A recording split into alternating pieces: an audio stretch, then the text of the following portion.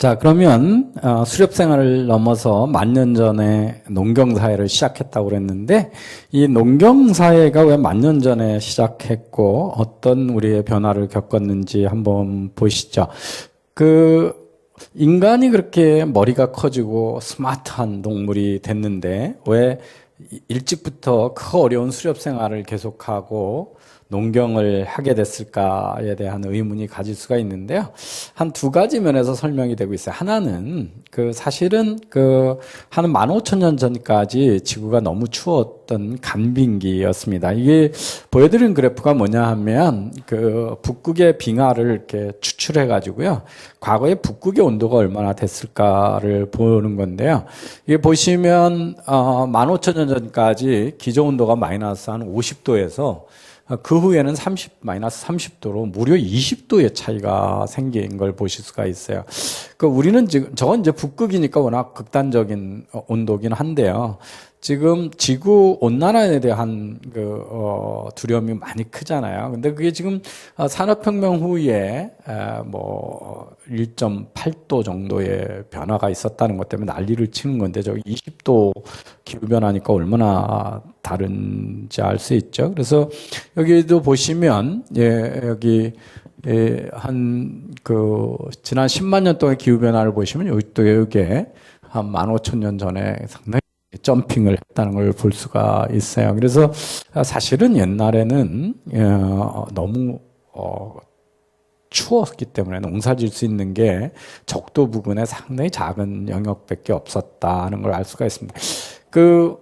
역사적으로 유럽에도 보면 지중해 있는 데가 따뜻하잖아요. 근데 이제 날씨가 기온이 떨어지면 사람이 살 수 있는 한계가 이렇게 남쪽으로 밀려왔다가 또 따뜻해지고 위로 올라가서, 그래서 바이킹이 그린랜드에 사고 그럴 때는 상당히 따뜻했던 때고요. 추워가지고 순간적으로 공기가 다시 왔을 때, 추워졌을 때는 이 프랑스의 북부, 독일의 남부 경계가 사람이 살 수 있는 상당히 좁은 지역에만 사람이 살 수 있었던 기후 변화가 과거에 많이 있었다고 그러고, 일부 연구에 의하면 한때 이제 갑자기 추워지는 바람에 지구상의 인구 1명 미만으로 줄어들어서 거의 멸종의 위기에 처해 있었기 때문에 살아남은 부족이 퍼지면서 오늘날 현생 인류가 됐기 때문에 인간은 다른 동물하고 달리 전 세계에 하나의 인종으로 된 이유도 이런 큰 기후변화가 됐다, 이런 이야기가 있습니다. 인간이 왜 오늘날 같은 태생강이 됐을까 하면서 아마 여러분 다 많은 분들이 읽어보셨을 건데, 제리드 다이아몬드의 총균세라고 하는 책이죠. 이 아프리카가, 여기 중부가 현생 인류가 태어난 지역인데, 그로부터 여기서 빠져서 유러시아에 있고요. 첫 번째 유럽으로 바로 안 올라가고 이 아시아 쪽으로 왔다가 현생 인류가 들어가죠. 왜냐하면 유럽에 이미 네안데르탈인들이 먼저 있었기 때문에 그걸 피해서 이렇게 간 거로 되어 있습니다. 그런데 이제 보시면 아프리카하고 유러시아는 하나의 덩어리인데, 거기에 흩어져 있던 사람들이 차츰차츰 문명을 얻으면서 이동을 계속하게 되는데, 한 4만 년 전에 여기 들어간 게 바로 이제 대만 부근의 남반계 아시안들이 글로 들어갑니다. 이 섬을 옮겨서 여기 들어가는데, 여기 제일 가까운 데가 한 80마일 정도 돼서 140km가 되는데, 그때도 어떻게 해서 여길 들어갔을까라고 추측을 하는 것 중에 하나가, 가까운 연안은 우리가 이렇게 카누 같은 쪽배를 몰고 육지 부근에서 계속 바다를 인간들이 활용했었죠. 그런데 이게 이제 먼 바다를 가면 뒤집혀지잖아요. 근데 그거를 이렇게 쪽배를 두 개를 연결해서 뒤집어지지 않는 이노베이션에 의해서 진출했다고 그래요. 제가 구정 때 저희 어머님하고 오키나와를 갔다 왔는데, 한국에서 되게 멀잖아요. 대만 가까이까지 되는데, 그러니까 일본이 얼마나 긴 나라인지 알 수가 있는데, 그러고 제가 얼마 전에 유튜브를 봤더니 오키나와에 있던 왕국의 그 성이 수리성인데 거기에 수리성의 기와가 일본식 기와가 아니라 우리나라에서 건너간 기와라고 하는 것 때문에 그 역사학자들이 깜짝 놀랐다고 그래요. 근데 그러면서 그 연결 짓는 게 뭐냐면 삼별초가 마지막에 도망을 거기까지 간 게 아닌가 뭐 이런 추론을 하더라고요. 그래서 이미 우리가 그 당시에도 얼마나 많은 항해술이 있어서 그 먼 바다를 갈 수 있었는지를 추측을 할 수 있고 그쪽에 그런 섬에 별도의 왕국이 있었다는 지식이 공유되고 있었다라고 하는 걸 보면 놀랍죠. 어쨌든 그렇게 해서 4만 년 전에 들어가서 여기 소위 앱 오리진이라고 그러죠. 그래서 원주민들이 살았고요. 이 중에 호주에서 제일 아래 있는 게 타스메니아라고 하는 우리나라 제주도 같은 섬인데 그 타스메니아인들인 타스메니아 섬에서 살았습니다. 그 다음에 이제 놀라운 게 우리가 같은 북방계 이 에이시안들이 저 베링해를 넘어서 여기 들어간 게 11,000년에서 13,000년 전에 그 북부 미국을 들어가서 지금의 이제 남미까지 쭉 내려간다고 그러죠. 그래서 씨족이 번성하면 계속 새로운 땅을 통해서 내려가기 때문에 거의 1년에 10마일씩 한 14km씩 남진을 해서 1000년 만에 저기 북구의 에스키모인들이 저 캐나다 북쪽에 들어가서 저 칠레 끝까지 내려가는 데는 1000년 만에 다 내려갑니다. 근데 이제 이 총균세에서 갖고 있는 의문은 왜 이 현생 인류가 아프리카에서 시작을 했고 현대 문명이 생기기 전에 이 에이시안들이 아메리카에 들어갔는데 지금 세상을 지배하는 사람들은 다 이 유러시아에 있었던 사람들이다. 백인들 아니면 지금 한국, 뭐 중국 이런 사람들이 세계적인 상품을 만들고 세상을 지배하고 있고 아프리카 이 사하라 사막 여전히 못 살고 여기 같은 원주민들은 백인이 들어가면서 다 멸종을 하게 됐을까? 이거에 대한 의문입니다. 근데 놀랍게도 그 원인이 뭐냐 하면 바로 농경이라고 하는 것들의 경험입니다. 여기 지금 우리가 그 성경에서 가나안 땅이라고 하는 메소포타미아 문명이 이루어진 쪽을 바로 이렇게 보시면 비옥한 초생달이라고 하는 거거든요. 그래서 유프리스 강하고 뭐 이렇게 나일강이 있는 영역인데요. 여기가 인류 역사에 너무 중요한 거죠. 여기서 바로 농경 문화가 시작이 됐고요. 그래서 티그리스 강하고 유프라테스 강에서 기원전 한 8,000년, 그러니까 지금부터 10,000년 전에 농경이 시작이 됐다라고 하는 겁니다. 그래서 지금은 여기 사막이 많은데요. 당시에는 이제 사막보다는 아주 비옥한 땅이었고요. 그래서 이쪽에서 이제 어마어마한 농경이 일어났고 우리가 지금 먹고 있는 8대 농작물 중에 4-5개가 다 여기서 났습니다. 그래서 밀하고 보리가 대표적인 거죠. 그래서 밀이 있으니까 빵도 먼저 만들었고 맥주도 먼저 만들었고 그랬던 거죠. 그런데 이제 왜 아프리카하고 여기가 못 사냐 하는 걸 설명하면서 어떻게 했냐면 우선 아프리카는요. 불행하게도 이 농경을 하려고 그러면 농사를 지을 만한 농작물이 있어야 되는데 농작물은 야생에 있는 것 중에 우리가 먹을 수 있는 뿌리나 과일이 잘 달리고 나달이 잘 달리는 식물을 집으로 옮겨서 키운 겁니다. 그런데 아프리카에는 그걸 삼을 수 있는 애초에 그 야생 식물이 존재하지 않아서 이 아프리카 사하라 사막 미만은 현대 나중에 아시아에서 이 아시아에 있는 농작물이 이 다마스카스를 통해서 이 지금의 남아공이 쪽에 남아공 끝에 전해진 게 19세기였기 때문에 그 이전에는 농사가 진행되지 않았다라고 하는 겁니다. 그 다음에 농사와 더불어서 인류를 크게 바꾼 게 바로 이제 목축인데요. 목축을 하게 되면 우리가 고기도 계속 먹을 수 있고 우유도 먹을 수 있고 가죽도 쓰고 여러 가지 장점이 있는데 이 목축도 야생동물에 있는 포유류나 조류의 일부를 우리가 변형을 시켜서 집으로 끌어들인 거죠. 그게 이제 가축이라는 거죠. 도메스티케이션이라고 그러는데, 가축의 정의가 뭐냐면, 여러분, 그 집에서, 야생에서 집으로 끌어들인 동물입니다. 그래서 사실은 원조 가축이 누구냐면 인간이라는 거죠. 인간은 셀프 도메스티케이티드 애니멀이에요. 왜냐하면 우리가 야생을 버리고 집을 짓고 살았기 때문에, 우리가 그렇게 살면서 우리가 다른 동물들을 끌어들인 거죠. 그래서 강제로 끌어들인 겁니다. 그래서 목축을 해야 되는데요. 이 주위에서 이제 여러 가지 목축이 있죠. 닭, 이거 얼마나 놀라운 동물이에요. 그 조류들은 그 후손을 퍼뜨려서 알을 낳는데, 그래서 되게 산란기 때만 알을 낳는 건데, 이걸 계속 조작을 했더니 닭은 지금 알 낳는 기계가 돼서 산란기와 상관없이 1년 내내 알을 낳는 동물로 바꿨고요. 젖소는 당연히 송아지 키우려고 젖을 만드는 건데, 임신과 상관없이 계속 젖을 생산하는 소를 만들어서 젖 생산하는 기계처럼 만들 정도로 우리 바이오 엔지니어링이 많이 된 거죠. 인류의 조상들에 의해서.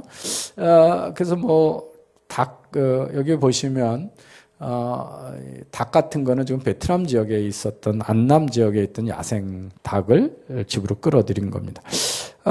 농작물도 보시면 여기서 4대 농말 있고, 또 이 벼는 역시 베트남 지역에 이쪽에 수초를 개량한 건데, 그래서 어느 순간 보니까 유러시아는 이렇게 옆으로가 넓어서 여기저기서 발견한 농작물이 옆으로 퍼져가도 쉽게 살 수 있어서 농작물이 다양해지니까 포트폴리오가 커져가지고 그 여러 가지 농작물을 심어놓고 정책 생활을 해도 안전해지기 시작했다는 거죠. 한 농작물 심었는데 흉장이 들면 다 멸살할 거 아니에요. 그래서 그런 덕에 됐고, 이제 불행하게는 아프리카에는 그 농작물도 없었고, 이 북미 남미도 땅은 참 비옥하잖아요, 미국이. 그런데 이 북미 남미에서 이 보시면 북쪽의 미시시피강 유역에서 찾은 게 옥수수고요. 이 남미 안데스 산맥에서 찾은 게 감자인데, 그게 지금 우리가 먹고 있는 8대 농작물 중에 2개로 아메리칸 산입니다. 그런데 남북으로 기니까 다른 지역에 옮겨서 사는 데까지 진화시키는데 너무 오래 걸리고 가지도 많지 않아서 본격적인 농경 사회가 많이 이루어지지 못했고, 더 결정적인 건 뭐냐면 여기 들어갔던 아메리칸 인디언 조상들, 우리하고 똑같은 북방계 아시아인들이, 몽골리안들이 내려가면서 그 당시에 순한 동물을 다 잡아먹어가지고 후손들이 목축을 삼을 만한 동물이 없었다는 겁니다. 그래서 남미에 보면 라마나 이런 것만 있고 대부분 목축한 동물이 없어서 말도 없었고 소도 없는 사회를 만들어놨죠. 그리고 아프리카도 또 야생에 있는 동물들이 전부 사나운 것만 있어가지고 목축을 할 수가 없었고요. 이 호주에는 타조보다 큰 새들이 아주 대륙을 덮고 있었는데, 사람들이 가서 다 잡아먹어가지고 사람이 들어가서 몇백 년 만에 다 멸종을 하고 이렇게 됩니다. 그래서 후손들이 다시 가축을 삼을 수 있는 게 없었고, 근데 가축을 삼으면, 가축과 가까이 살면 요즘 우리가 문제가 되는 것처럼 바로 코로나 바이러스처럼 가축으로부터 우리한테 병이 들어오게 되고요. 그 대가로 우리는 많이 질병을 앓게 되고 병균으로 앓게 되고, 그리고 그 병균이 처음 왔을 때는 치명적이었다가 면역력이 생기고 이러면서 진화를 하면서 몸속에 병균이 있고 병균과 살아가는 세상이 됐는데, 이 백인들이 여기 들어가고 여기 들어가면서 몸속에 병이 들어갔고, 그 중에서도 이제 그 천연두, 그걸 가져가서 그거에 대한 면역력이 전혀 없던 아메리칸인 원주민들이 그것 때문에 다 죽게 되면서 지금 백인의 세상이 됐고, 그랬던 것들이 지리적인 역사하고 이 당시에 우리 인류 문명을 바꿨던 그 당시에 묶었던 광범위한 변화를 이끌었던 하이텍이 뭐냐면 농작물하고 가축인데, 그 농작물하고 가축의 접근성이 있었던 사람들은 지금도 역사에 굳건히 살아남은 사람들이고, 그거에 접촉되지 않았던 일부 종족들은 다른 종족이 들어오면서 병균에 서 다 죽었다. 그게 총균세가 설명하는 농경 시대의 모습입니다. 그래서 이제 정책 생활을 하게 되면 어떤 변화가 생겼냐를 보면 한 집에 한 동네에 이제 많은 사람이 살게 되니까 거래가 우선 직업이 분화가 되기 시작합니다. 하나는 뭐냐면 그 농사 짓는 사람하고 큰 연장을 만들어도 되죠. 왜냐하면 더 이상 이제 옮겨 다니지는 않으니까. 그래서 대장장이가 생기게 되죠. 그래서 직업 분화가 엔지니어가 파머가 생기고요. 그 다음에 이제는 그 땅을 누가 가지고 있냐가 후손의 생존에 너무 중요하기 때문에 땅에 대한 소유권, 장자 산소, 법률 제도 이런 게 생기게 되죠. 그래서 그렇게 되면 거래가 많아지니까 인간이 어떻게 하냐면 그걸 기억력을 범위를 넘었으니까 문자를 발명하게 되는 거고요. 그래서 이 보시면 이때는 이제 새로운 기술이라고 하는 게 바로 목축과 농작물이었고 그것 때문에 우리는 병균과 함께 살아가는 인간이 됐고요. 그래서 이제 그것이 거래가 커지니까 라이팅 시스템이 됐고요. 그 다음에 이때 신분 계급이 생겨서 농노하고 그 적을 지켜주는 봉건 영주나 무사들로 나누어져 가지고 이 이제 인간이 그런 게 됐고 이때 이제 바로 지금의 재산권이 법률 제도가 만들어져서 현생의 문명의 기초가 이때 다 만들어졌다라고 하는 것이 농경 시대의 모습입니다. 자, 농경 시대의 모습이 이 제리드 다이아몬드는 인간이 이룬 역사상 가장 비기스트 미스테이크가 농경을 한 거다 이런 얘기까지 합니다. 왜냐하면 그것 때문에 워낙 많은 병으로 죽었고 평균 수명은 줄어들었고요. 인구는 늘어났는데 다 한 군데 모여서 살면서 가축하게 하고 살면서 전염병 때문에 죽게 됐고 그 다음에 수렵 생활을 하면 육식, 뭐 단백질, 지방, 탄수화물 골고루 먹는데 대개 농노들은 그냥 자기가 생산한 농작물 위주로 먹으니까 탄수화물만 잔뜩 먹고 단백질 결핍 이런 상태 때문에 평균 신장도 줄고 수명도 확 줄어들고 그래서 농경 사회가 되면서 그 비참한 삶의 모습이 바로 성경에서 얘기하는 에덴의 동쪽, 에덴의 그 신라곤, 낙원을 잃고 쫓겨나면서 출산과 농사짓는 고통을 하나님이 벌을 주신 것처럼 그 선악과를 타먹고 하나님 말을 종료하지 않았던 것이 바로 수렵 생활에서 농경 사회로 넘어갔던 대부분의 농노들, 농사꾼들의 삶의 어려움을 서사적으로 표현한 것이 그런 거다 이렇게 해석을 합니다. 하지만 이때 다 현인들이 태어나죠. 그래서 예수, 석가 뭐 이래 가지고 다 농경 생활 속에서 복잡해진 사회 속에서 그러니까 상당히 이타적이고 그냥 가족 단위로 묶여 살던 종족주의에 비해서 이 상거래를 하고 거기서 땅을 차지하기 위해서 싸우고 봉건주의에서 계급이 생기면서 지배계급과 피지계급하고 또는 노예 상태로 살아야 되는 이때에서 삶에 어떤 자세로 살아야 되는가 하는 현인들이 그때 나타나는 것도 다 이때 나타나는 거고 그러면 하지만 우리 몸은 이런 그 수렵 생활의 흔적이 남아 있어서 이 아메리칸 인디안들은요, 우리가 놀라운 거는 지금 보면 혈액형을 이제 여러 가지로 뭐 RH 플러스 마이너스도 있고 나는데 A형, B형, O형, AB형 이렇게 나눠지는 게 있는데 원래 인류의 그 목적 생활을 하기 전에 인류는 O형밖에 없었는데 그것도 다 어떤 전염병을 겪으면서 그 진화를 해서 그래서 혈액형 분화가 일어나서 AB형, 뭐 A형, B형 있다고 변화라고 하는 것도 이 목축 때문에 지난 만년 사이에 나타난 변화라고 하는 겁니다. 그래서 아메리칸 원주민들은 목축을 한 적이 없기 때문에 원래 순수 아메리칸 인디언은 O형밖에 없다고 그럽니다. 그것도 상당히 놀라운 사실이죠. 예, 그래서 그런 변화를 우린 지난 만년 전 동안 겪었고 18세기 후반부터 이제 산업혁명이 시작이 됐습니다. 우리 이제 농경사회까지 지난 1000년의 역사를 봤고요. 여러분 이 강의를 듣고 여러분 대부분은 아마 농경에 대한 경험이 별로 없으실 거예요. 근데 저는 이제 농사 짓는 부모님 밑에서 시골에서 자라서 농경사회를 가지고 있고, 저희 세대만 해도 은퇴 후에 뭐 시골 가서 농사 짓거나 텃밭 가꾸고 싶고 이런 이제 향수를 많이 가지고 있어요.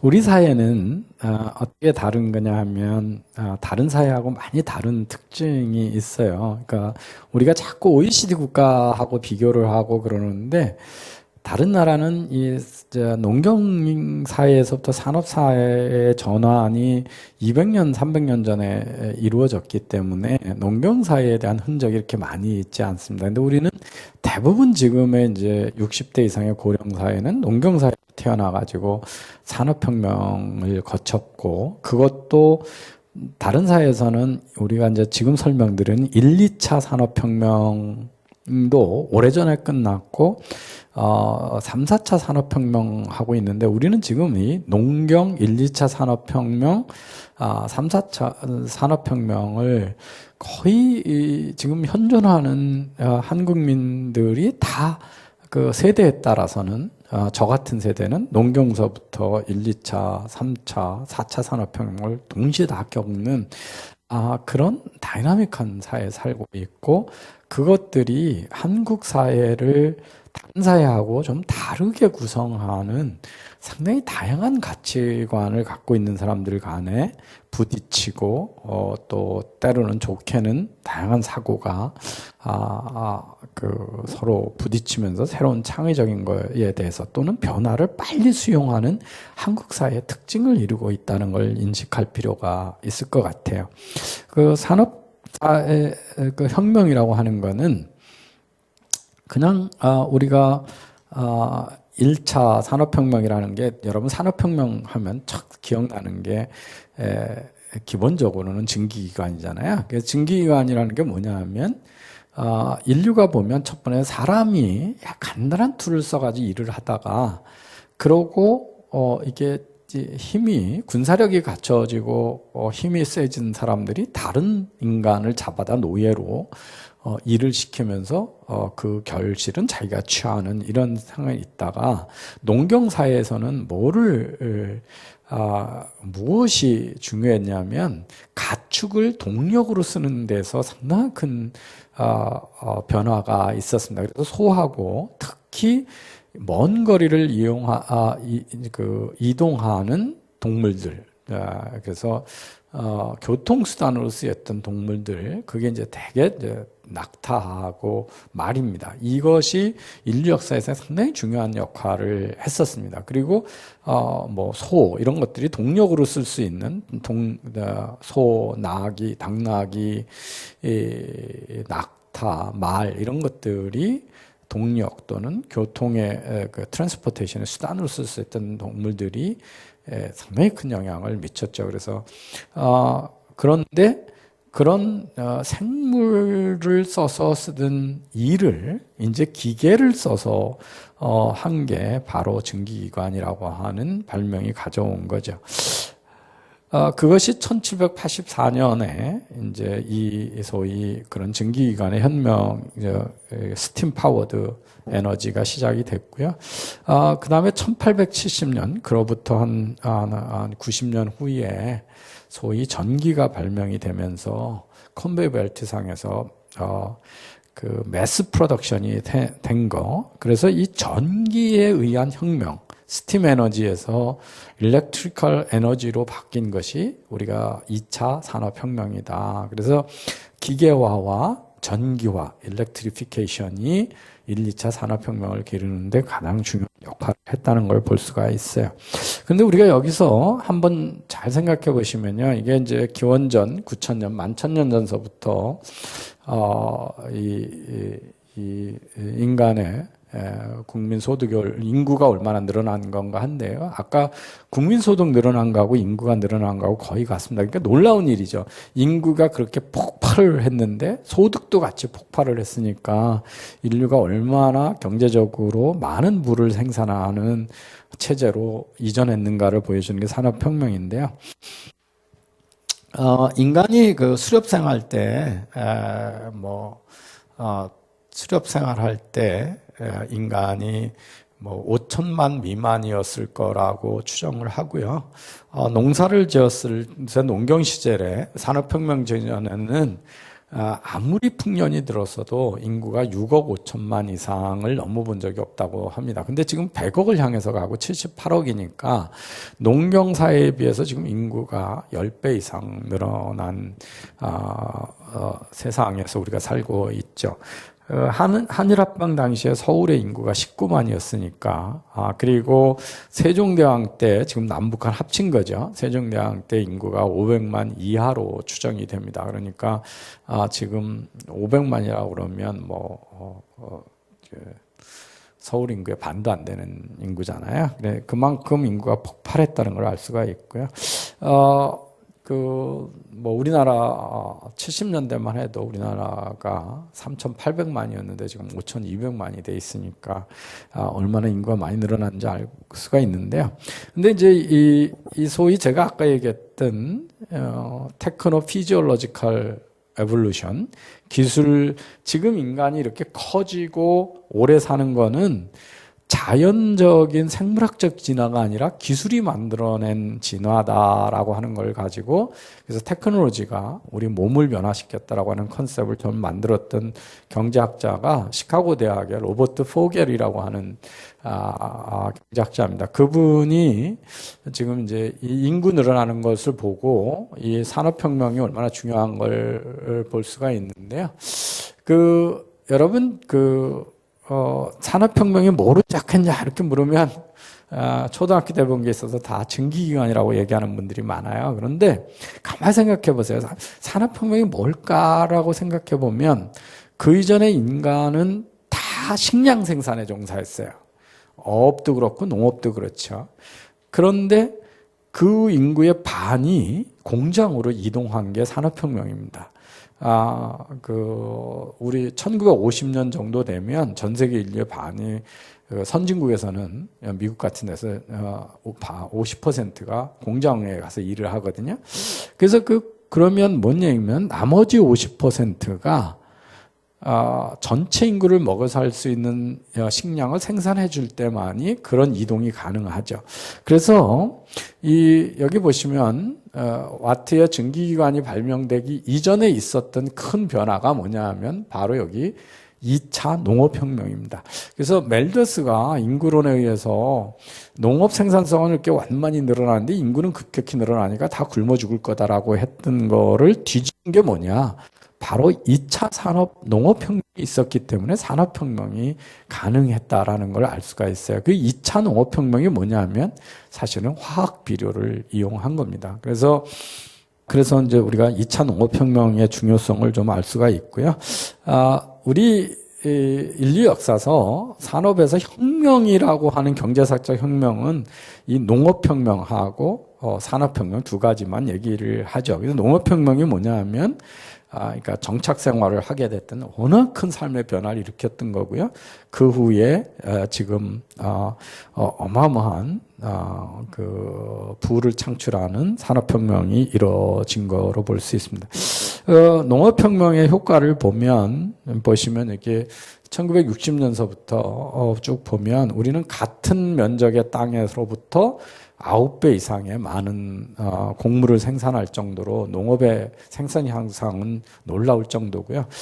점점 인류는 사실은 옛날에 이제 우리가 농자천하지대 보냐라 그랬을 때 모든 부의 원천이 농업이다. 식량이 생산되지 않으면 뭐 다 소용이 없었던 세상이니까요. 그랬지만 그 다음에는 이제 중상주의가 됐다가 지금은 사실은 농토가 그렇게 중요하지 않죠. 앞으로 점점 더 식량을 생산하는데 토지의 가치는 점점 더 떨어질 수밖에 없어요. 지금 버티컬 팜이나 이렇게 수직 농장 이런 데서 훨씬 깨끗한 환경에서 많은 양의 생산을 할 수 있는 기술이 개발되고 있고요. 요새 바이오 파밍 뭐 이런 또 이렇게 고기도 세포를 배양해서 만드는 그런 식의, 그리고 우리가 인구가 많이 늘어나는데 그리고 전보다 훨씬 많은 수산물을 먹는데 사실은 어획량은 줄고 있거든요. 그게 뭐냐면 다 물고기를 양식해서 파밍을 하기 때문에 그렇습니다. 그래서 이렇게 되고 이 식량의 중요성 얼마나 중요하냐면 조선을 만들었던 혁명가 정도전이 조선 경국전에 의식이 풍족해야 염치를 알고 창고가 가득 차야 예의가 일어난다 하는 걸 이미 썼을 만큼 풍요로운 식량이 얼마나 중요한지 알 수가 있고요. 그것이 산업혁명을 일으키는데 전조가 됐다라고 하는 거고요. 중세가 훨씬 유럽에서 카톨릭이 지배하던 종교적인 사회였음에도 불구하고 1년에 10만 명당 일어나는 살인사건을 보면 지금은 인류 역사상 가장 비폭력적이고 평화로운 세상에서 우리가 살고 있다는 걸 알 수가 있습니다. 우리는 음식을 남기고 이런 거에 대해서 상당히 죄의식을 불어넣는 사회 속에서 옛날에 살았어요. 왜냐하면 식량이 귀하던 시절에 살았기 때문에. 그렇지만 사실은 지금은 식량이 너무 넘치는 세상이어가지고 WHO가 건강한 성인이 한 2,400칼로리 먹으라고 그러는데 여기 보시면 이게 3,000칼로리 이상 먹는 인구고요. 이게 2,200칼로리 미만 먹는 인구고, 그래서 전 세계가 너무 식량 영양 과잉 섭취에 의한 질병을 앓고 있을 정도로 식량은 이제 귀하지도 않고 희소 자원도 아닌 그런 세상이 되어버렸습니다. 이 산업혁명을 통해서 우리가 풍요로워진 것은 에너지의 품질과 사용량 그리고 가격만 봐도 알 수가 있는데요. 역사적으로 우리가 조명을 어떻게 했냐 그러면 등잔불에서 촛불, 그 다음에 등불, 그 다음에 전구, 형광등, 그 다음에 뭐 LED 조명으로 돼 있어요. 이게 밝기거든요. 그래서 보시면 조도인데요. 저는 어렸을 때 등잔불을 켜고 공부를 하면서 자랐습니다. 그러다가 제삿날 이런 데 촛불을 켜면요, 완전히 대명천지가 된 것 같았었거든요. 근데 여러분 뭐 가끔 정전돼서 촛불 켜본 적이 있는지, 또 아니면 분위기 살리려고 촛불만 켜놓은 적이 있는지 본지 모르겠지만 전기불 끄고 촛불 켜면 깜깜해진 거죠. 근데 우리가 이제 조선시대 보면 주경야독이라는 말이 있어요. 낮에는 일하고 밤에는 책을 읽어서 뭐 가난한 선비들이 노력하는 모습인데요. 그걸 할 수 있는 사람들은 사실은 양반 계층밖에 없었다라는 거죠. 왜냐하면 이 바빌론 시절에 여러분 아라비안 나이트는 보면 오픈 세사미 그러죠. 참깨 문 열어 참깨 하는 건데요. 우리나라는 참기름을 음식에 소스를 쓰지만 다른 나라에서는 이게 냄새가 강하기 때문에 되게 등잔불 원료로 썼던 거거든요. 근데 그만큼 이제 오픈 세사미 했던 세사미 오일이 흔해서 그런 게 생긴 건데, 그때 1시간 등잔불을 켜려면 그 당시에 노예들이 50시간 일한 거를 투여해야 1시간 불을 켤 수 있는 기름을 살 수가 있었거든요. 그러니까 귀족들 아니면 쓸 수가 없었던 거죠. 50시간이면 일주일이 넘잖아요. 밤에 1시간 불 켜려고 일주일 노동 대가를 다 쓸 수 없으니까요. 그러니까 촛불은 6시간의 노동력 대가를 쓰는 건데 이것도 엄청난 거죠. 저녁에 1시간 촛불 켜려고 하루 일한 대가를 다 써야 되니까. 근데 이제 석유가 나오면서 15분에 대가만 쓰면 됐고, 그 다음에 전기는 8초, 뭐 형광등은 0.5초의 시간, 그 다음에 LED 조명은 0.1초의 근로 대가만 써도 우리가 1시간에 불을 밝힐 수 있고, 그리고 그 조도가 밝아졌으니까 품질은 어마어마하게 좋아졌고, 이전에는 이런 것들은 다 우리가 화학 물질을 코르다가 흡수하지만 그건 안 하잖아요. 그래서 얼마나 우리가 품질 좋은 에너지를 풍요롭게 쓰고 있는 세상인가 됐은 걸 볼 수 있고요. 재미있는 건 이 초는 원래 그 벌이 만드는 밀랍으로 만드는 건데, 밀랍은 많이 생산이 안 되니까 이걸 동물 기름으로 만들었고, 그래서 기름 제일 많은 고래를 잡기 시작을 했고, 이 고래를 살린 것은 그린피스가 아니고 사실은 록펠러의 스탠다드 그 정유회사라는 거죠. 그래서 이 화학적인 화석 연료를 쓰면서 고래를 잡는 게 경제성이 없어졌기 때문에 고래를 안 잡게 돼서, 일부 그린피스의 자꾸 그 환경 근본주의를 비판하는 사람들은 그린피스 사무실마다 록펠러의 초상화를 걸어줘야 된다, 뭐 이런 이야기도 합니다. 그러면서 상당히 풍요로워져서, 여러분 그 산업혁명 초기에 우리가 레미제라블 이런 거 보면 처참한 그 단축 공장의 모습이고, 뭐 빵을 얻기 위해서 촛대를 성당에 가서 훔치고 이런 얘기잖아요. 그래서 그 참혹한 모습을 보고 자본주의가 잘못됐다고 생각해서 만들었던 사상이 바로 칼막스의 공산주의죠. 자본주의는 멸망할 수밖에 없고 노동자들은 계속 착취당한다라고 하는 초기의 모습이죠. 그렇지만 그 당시에는 벌이의 75%를 다 식품 먹고 사는 데 썼고 나머지는 거의 쓰지 못했죠. 그런데 지금은 2005년 미국, 우리나라도 마찬가지인데요. 엔겔 지수는 전체 한 10여 %에 불과합니다. 그리고 음식도 우리가 먹고 살기 위한 음식이 아니죠. 여러분 보시면 요즘에 쓰는 식품대의 상당 부분은 그게 식품인지 사치를 위한 어떤 사교생활을 위한 거지, 포도주도 마시고, 여러분 아이스크림 먹고, 스타벅스 커피 마시고, 이 모든 것들이 과연 우리가 먹고 살기 위해서 영양을 섭취하기 위한 식품비냐를 생각해 보면 그렇지 않죠. 그래서 식품비가 워낙 낮으니까 그 밖에 우리가 미래를 위한 의료, 연금, 자녀교육 이런 데 많은 돈을 쓸 수가 있는 거죠. 그래서 풍요로운 세상이 됐다는 걸 알 수가 있고요. 그래서 이 산업혁명을 크게 보면 두 가지의 거대한 혁명이 우리를 바꿔왔다는 걸 할 수가 있어요. 하나는 아까 전기에 의한 혁명이고요. 그 다음에 바로 70년대, 80년대 본격화된 IT에 의한 혁명입니다. 그래서 전기 이전에 이 스팀 엔진으로 쓰던 것들은 급격히 없어졌고, 대신 전기에 의한 그 동력으로 다 바뀌게 되죠. 그것이 바로 19세기, 그러니까 1890년대 일어나면서부터 1920년대에 일어난 변화고요. 그 다음에 이제 보시면, 그런데 그래서 이쪽에 보면은 이제 가격이 얼마나 낮아지냐 하는 건데요. 이게 전기 가격이고요. 이거는 바로 이제 그 자동차의 가격입니다. 그리고 이거는 IT의 가격이죠. 그래서 그 IT의 70년대부터 시작한 IT의 가격은 이전의 가격이나보다도 훨씬 급격하게 떨어지게 되죠. 이때 이제 여러 가지 기계가 발명이 됩니다. 그 중에 하나가, 놀라운 기계가 사실은 시계입니다. 시계가, 여러분, 시간은 옛날에 해시계, 달시계 뭐 이런 거로 했잖아요. 그런데 그것들은, 해가 안 뜨고 이러면 별 의미가 없는 거죠. 그래서, 이 기계 시계가 발명된 역사도 상당히 재미있습니다. 이게 뭐냐면,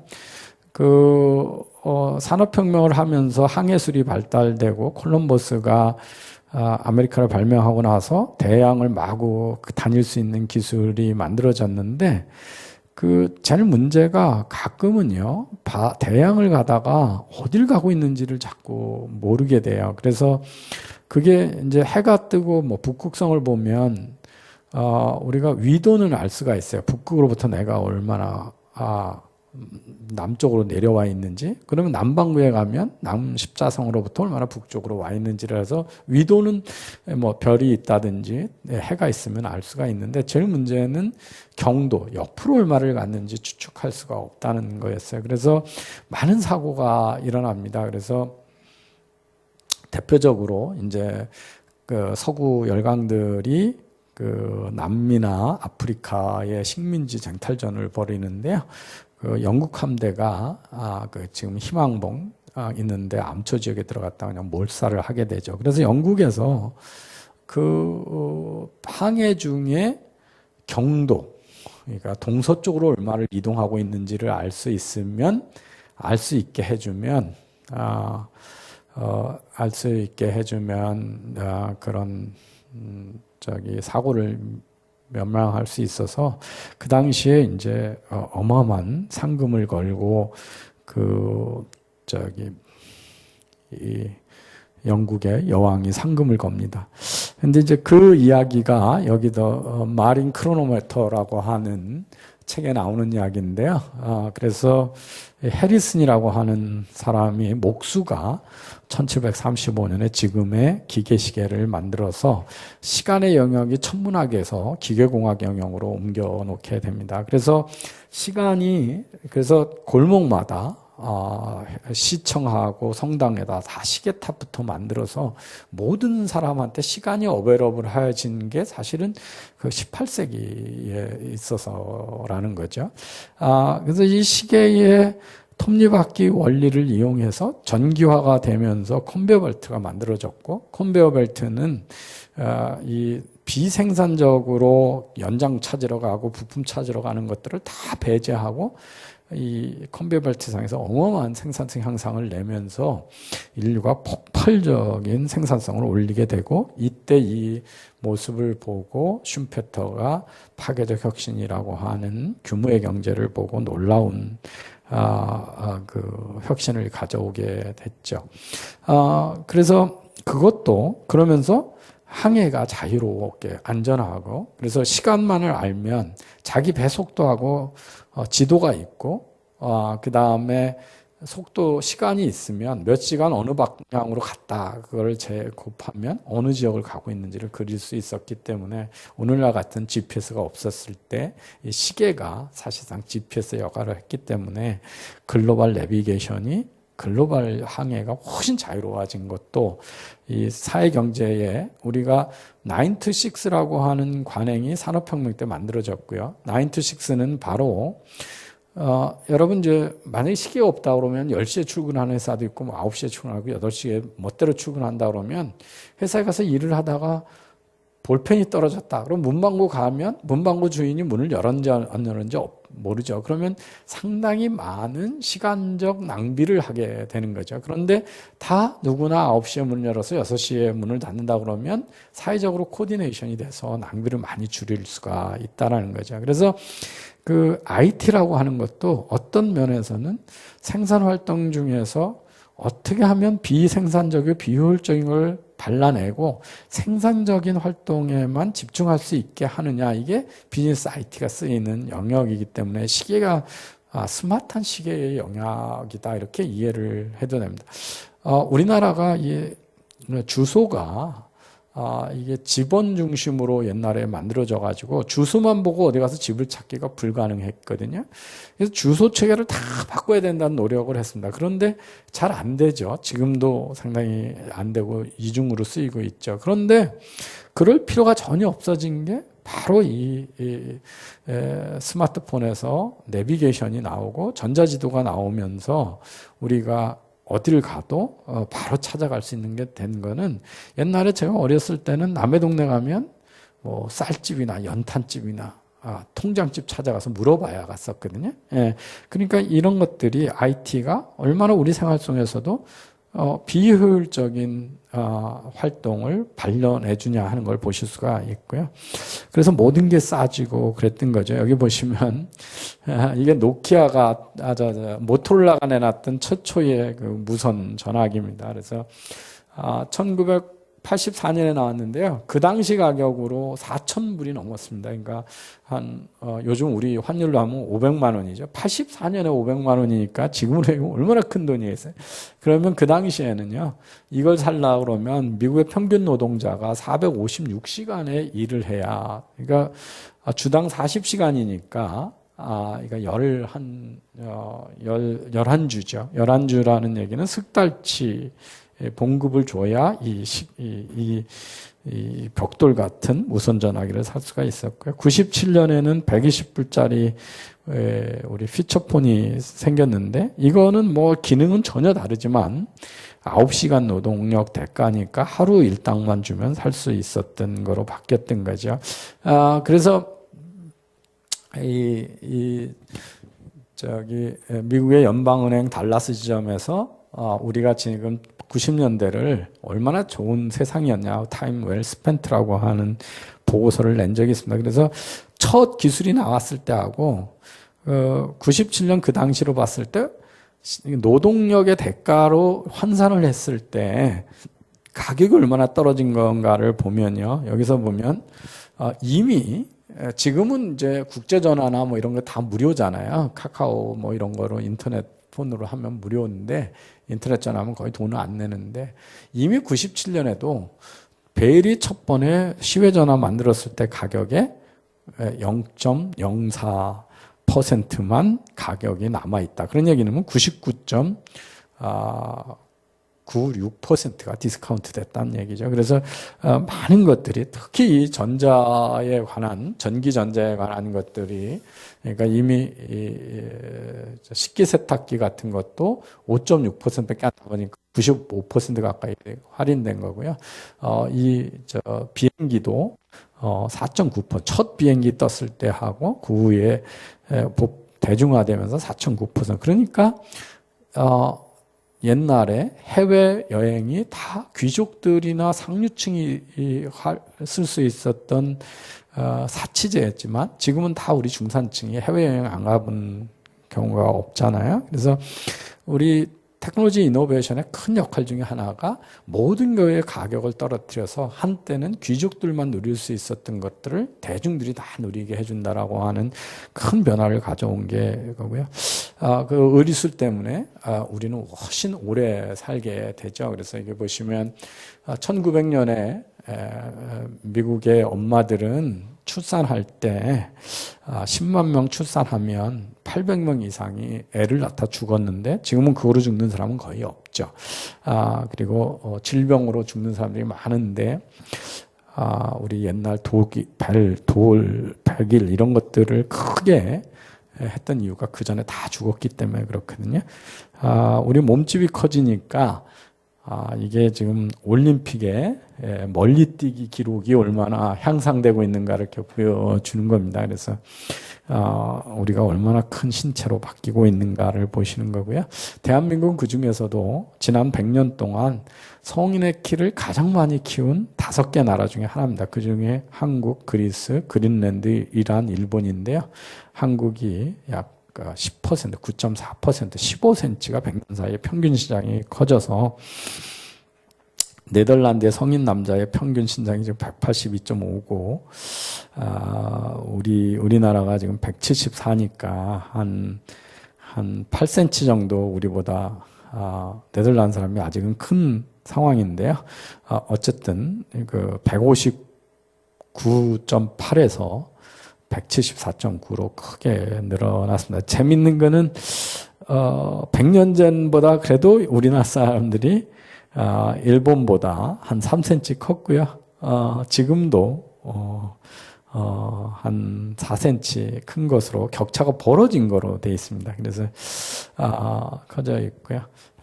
평균 수명도 뭐 많이 늘어났고요.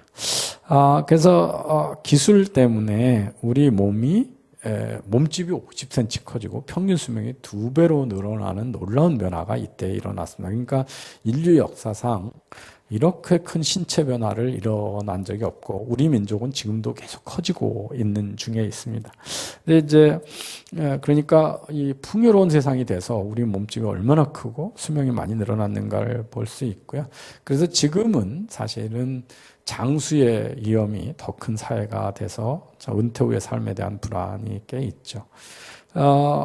그 기술가 얼마나 빨라지는가는 뭐 여러 가지가 있지만 쟁기가 처음 나와서 세상을 한 바퀴 도는 데는 약 4,200년이 걸렸다고 합니다. 그런데 그 기간에 4,200년 동안 디자인이 하나도 안 바뀌었었는데 그 1903년에 라이트 형제가 비행기를 발명했는데 69년에 달나라까지 보낼 정도로 빨리 진화를 했고요.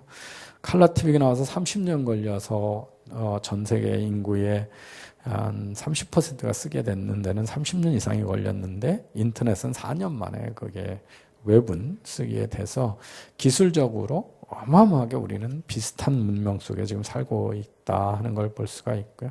그래서 이 기계의 발명, 그것도 전기가 결합된 기계의 발명이 우리가 훨씬 크고 오래 사는 동물로 바뀌었고요.